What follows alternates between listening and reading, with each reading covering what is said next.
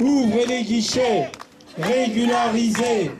Ouvrez les guichets, régularisez. Ouvrez les guichets, régularisez. J'ai eu l'information tout à l'heure que le préfet et le directeur de cabinet étaient tous les deux en déplacement et donc ils ne pouvaient pas nous recevoir. Bon, il y a urgence pour ceux qui ont déposé leur dossier de demande d'admission exceptionnelle au séjour il y a 2 ans et qui n'ont toujours pas de réponse, ou même il y a quelques mois et qui n'ont pas de réponse. Il y a urgence pour ceux qui ont reçu des obligations à quitter le territoire qui n'ont ni queue ni tête. Par exemple, un élève mineur, c'est interdit normalement, c'est illégal, un élève mineur du lycée Gourdoux-Le Seur de Saint-Maur a reçu une obligation à quitter le territoire, ben voyons, et les OQTF, on en a vu quelques-unes, ça a quand même en général une justification complètement biscornue. Un élève par exemple du lycée de Villeneuve-Saint-Georges, le lycée François Arago, a reçu une OQTF suite à un contrôle d'identité. Il a reçu une OQTF avec interdiction de retour de 2 ans, comme l'élève mineur d'ailleurs. Interdiction de retour de 2 ans, au prétexte qu'il n'avait jamais demandé de titre de séjour et qu'il pouvait, et qu'il à ce titre, il constituait une menace pour l'ordre public. Tout ça est faux. Il est entré légalement en France avec un visa. Il s'y est maintenu mineur.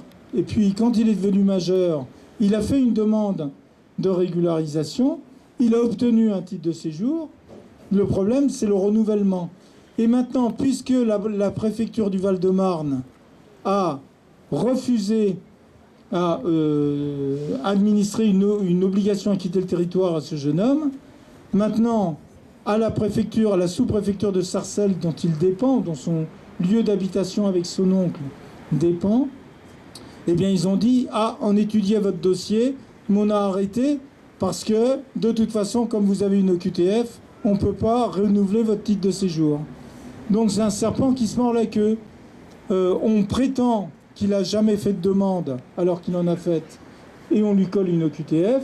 Et parce qu'il a eu une OQTF, les demandes qu'il a faites sont refusées. Ce serpent qui se mord la queue, c'est l'univers kafkaïen des préfectures. Et je crois que la préfecture de Créteil détient quand même un pompon en la matière. On va passer à quelques témoignages pour montrer à quel point les maltraitances de la préfecture, ce ne sont pas des mots en l'air. Ce sont des choses réelles dont ne sont pas responsables les personnels de la préfecture qui font ce qu'ils peuvent avec le peu de moyens qu'ils ont, mais dont sont responsables à coup sûr les politiques anti-immigrés qui vont s'aggraver avec Retailleau. Je suis Naram, donc du collectif Enfants sans toit d'Ivry-sur-Seine. Comment avoir une vie digne quand les parents ne sont pas régularisés, quand les renouvellements ne sont pas faits, quand les parents se retrouvent à la rue, faute de renouvellement, perte de logement, perte de droits, de travail. Et c'est ce qu'on constate avec les parents d'élèves qu'on accompagne et voilà les situations, comment se découlent et ce qu'on voit sur les enfants. Les enfants ne grandissent plus comme ils devraient grandir. Ils portent tous ces problèmes-là et se voient privés d'une enfance correcte. Aujourd'hui, je suis accompagnée de Racha, qu'on a accompagné avec notre collectif, et je veux bien lui laisser la parole. Merci. Moi, je m'appelle Racha, je suis une enfant issue de l'immigration. Moi aussi, j'ai dû déposer une demande de régularisation il y a quelques années. Ça fait 2 ans. Et moi aussi, j'ai eu ce parcours de sans-papiers. Aujourd'hui, l'immigration est considérée comme une menace. Mais bien au contraire, c'est une richesse pour notre société. Ceux qui fuient la guerre, la misère ou bien les persécutions méritent la solidarité et notre accueil avec bienveillance. Nous croyons fermement que les droits humains ne sont pas négociables et que chaque personne a droit à une vie digne, loin des souffrances qu'ils ont laissées derrière eux. Cependant, la réalité d'aujourd'hui est bien différente. Des milliers de dossiers sont en attente dans les préfectures. Des familles vivent dans l'incertitude. Des enfants, des jeunes attendent des réponses de leurs demandes de régularisation. Alors derrière ces demandes de papier, il y a des vies humaines. Dans le même temps, on ne peut pas ignorer que ces problèmes administratifs engendrent des problèmes de logement, de perte de droits, comme le droit au logement, qui touchent de plus en plus de familles. La bataille pour Selma continue. Une pétition est signable en ligne. Le QTF n'a pas été provoqué par notre information. Ils ne sont pas cyniques à ce point-là. Mais ils avaient pris la décision avant. Voilà, alors je suis là depuis 2018. Je me semble que nous sommes intégrés. J'ai 2 enfants qui ont été scolarisés. Ils étaient enfants, aujourd'hui ils sont adultes. Voilà, alors on attend que la préfecture se manifeste. C'est dur, c'est compliqué, on ne sait pas quoi faire. Alors on attend, on a fait un recours dans les temps, mais on n'a pas encore eu de réponse de la préfecture. Je fais la demande sur ligne comme tout le monde et ça fait 2 ans et toujours pas de réponse. On est logé par une association. Je veux bien remercier Koalia aussi parce qu'elle nous a donné vraiment un bon appartement. Mais voilà, on a reçu 2 demandes de logement social et c'était refus à cause de moi. Ils me demandent juste même récépissé. Et voilà, toujours le même problème. Je ne peux pas travailler, je ne peux pas voyager avec mes enfants. Ma fille, la petite, elle a 4 ans et elle n'a pas voyagé à cause de moi. Elle ne peut pas partir voir ses grands-parents. Je ne peux pas travailler, je ne peux pas aider mon mari parce que la vie, ça commence à être un peu dur. Avec 3 enfants, ils sont grandis, leurs demandes ils sont de plus chaque jour.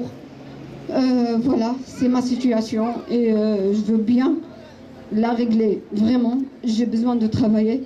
J'ai besoin d'être quelqu'un qui est actif dans la vie sociale. Je veux faire tout. Je suis pas quelqu'un qui veut rester à la maison et voir. Je veux voir ma vie. Je veux offrir tout ce que je peux pour mes enfants. Je veux bien remercier mon mari aussi parce qu'il me soutient. Il ne veut pas voyager sans moi aussi. Pourtant, il est pas régulier, mais depuis 7 ans, il a voyagé que 2 fois. Il est parti voir ses frères et sœurs que 2 fois pour 7 ans, parce qu'il veut rester avec moi. Merci. Merci. Ce témoignage est important aussi parce qu'il indique quelque chose de précis. C'est la façon dont les autorités considèrent les droits des femmes. Le mari est en situation régulière, la femme, on s'en fout. Et son titre de séjour, c'est pas urgent.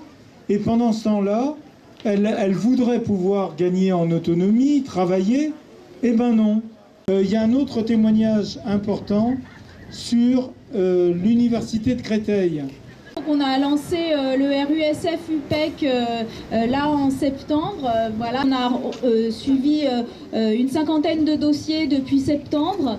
On est là aussi parce qu'on voudrait pouvoir faire un dépôt collectif de dossiers d'ici janvier. C'est Sabrina Fatima, je suis de Vitry, bénévole à RESF.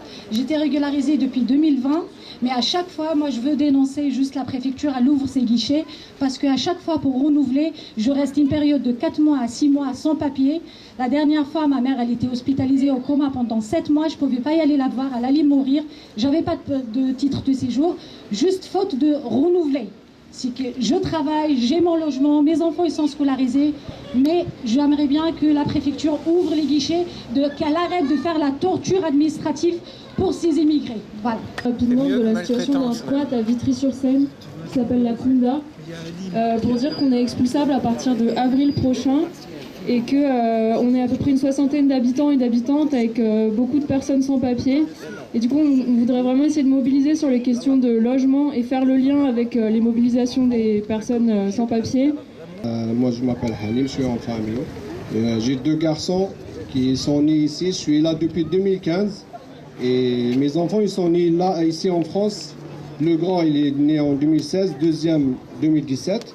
Ils sont scolarisés en France depuis 2019.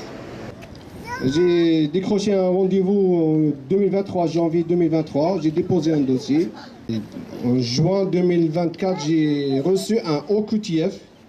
Et ils m'ont traité un dossier comme un salarié. Et pourtant, moi, j'ai déposé comme un d'enfant scolarisé. Et ma femme, elle a déposé un dossier aussi avec RESF. Ça fait 18 mois, aucune réponse. Je suis là pour soutenir ma femme. Je ne vais pas dire le contraire. Vraiment, je remercie infiniment la société Qualia et avec tous les personnels qu'ils ont, parce qu'ils ont vraiment fait tout le nécessaire pour ma famille et surtout pour mes enfants. Je suis dans l'abri grâce à eux. Je suis refusé en 2 cas. J'ai parti visiter en 2 fois l'appartement. J'ai été refusé par rapport à la situation de ma femme. Je bosse 30 ans, presque la moitié de ma vie. Je suis là en France. Bon, j'étais jamais dans les besoins. Je fais que bosser. Je demande rien du tout. Juste la situation de ma femme. Mes enfants, ils sont en situation régulière. Ils sont dans l'école avec une belle répétition. Je suis enseignant en lycée professionnel. Cette année, j'ai un jeune élève, Ladji, un jeune malien, qui est arrivé en classe de CAP. On va le former pour devenir électricien. Les électriciens, on en a besoin. On en a besoin en France. J'ai appris par Pablo qu'il avait reçu un OQTF. Un OQTF alors qu'il est mineur. Évidemment, c'est anxiogène, c'est-à-dire qu'il est stressé maintenant. Il est stressé puisque il était parti pour faire 2 ans de formation de CAP. Et là, on l'oblige à regagner son pays d'origine. Je voudrais dénoncer, à travers le cas de mon élève, l'obstruction, enfin l'abus même, que font les autorités pour faire du chiffre. Et pour dire qu'ils ont délivré plus d'OQTF que l'année dernière. Je voudrais aussi parler d'un autre élève aussi que j'ai eu. Il est passé par le CAP électricien, il est passé aussi par un bac professionnel électrotechnicien. Il est actuellement en BTS, il a un OQTF alors qu'il est scolarisé étudiant à Créteil. Son papa est parmi nous ici aujourd'hui. Je voudrais dire aussi à tous ceux qui sont là, toutes celles et ceux qui sont là, que vos enfants sont aussi l'avenir de la France. Ils sont à l'école, ils apprennent la citoyenneté, ce seront les adultes de demain. J'espère que ce seront des adultes engagés pour que ce qui nous arrive puisse être réglé même dans le futur. Parce que des situations comme vous les vivez, ça a déjà existé. Moi, je viens d'une famille d'immigrés également. Alors, ils n'ont pas atterri à Créteil, mais à Marseille. Mais ils ont vécu les mêmes choses que vous.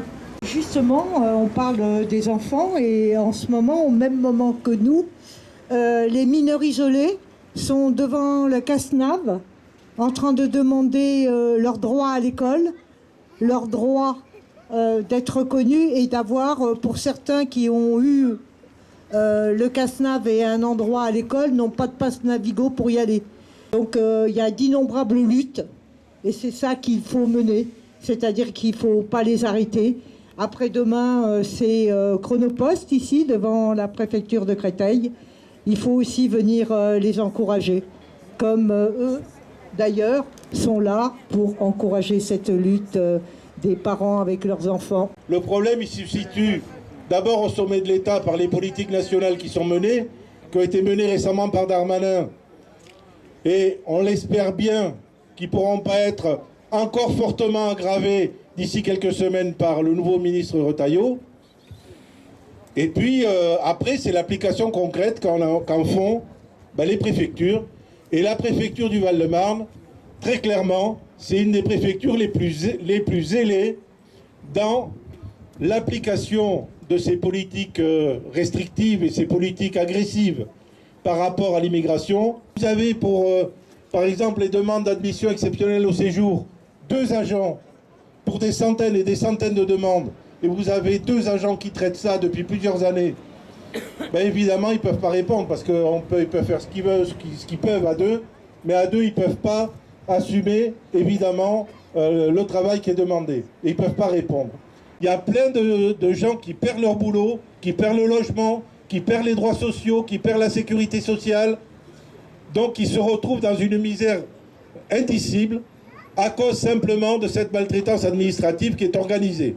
Le préfet, il n'a pas le temps de recevoir RESF et les associations aujourd'hui, mais il a eu tout à fait le temps de démanteler le piquet de Chronopost à Alfortville. Et je crois que cette attitude, ce n'est pas un cas isolé.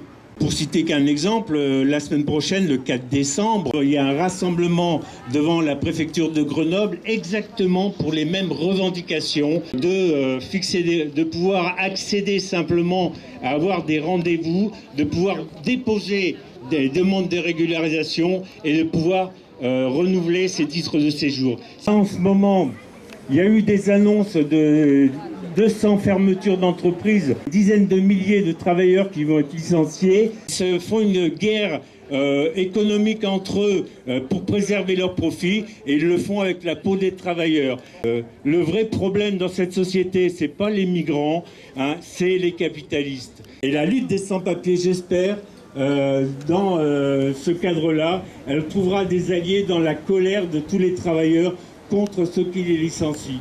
Que dans le contexte actuel, la préfecture de Créteil, c'est l'avant-garde. C'est le rêve de Retailleau. C'est ce que Retailleau veut faire partout, c'est-à-dire essentiellement rendre en pratique impossible les quelques possibilités de régularisation, d'installation, de vie normale que la loi avait données.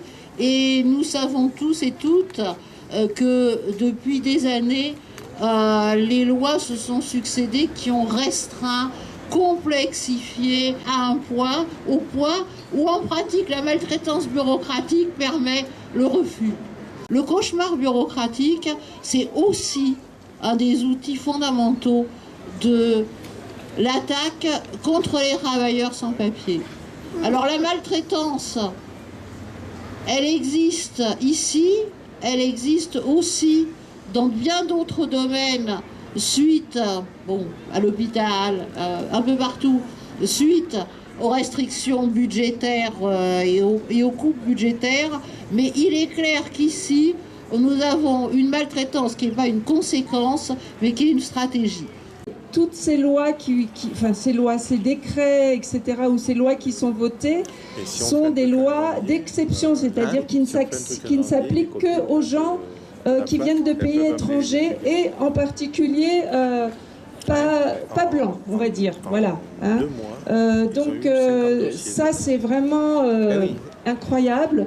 Par ailleurs, à part le fait, et ça nous rappelle ce qu'il y avait avant, le code colonial, le code de l'indigénat, le code noir pour l'esclavage, c'est-à-dire c'est pas des lois, c'est-à-dire l'égalité des droits en France s'applique pas à tout le monde, hein.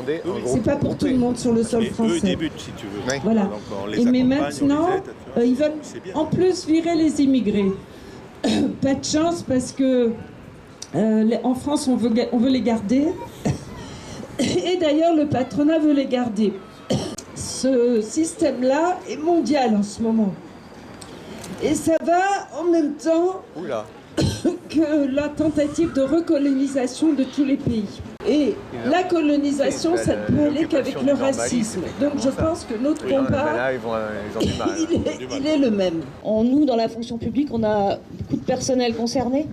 Et on les accompagne tous les jours, des personnels qui sont dans nos écoles, par exemple, dans l'éducation nationale, comme les AESH, mais aussi des personnels dans la territoriale, qui sont du jour au lendemain, qui peuvent se retrouver sans contrat de travail, enfin sans travail, parce qu'ils ne sont pas reçus pour faire le renouvellement de leur carte de séjour. Et c'est terrible.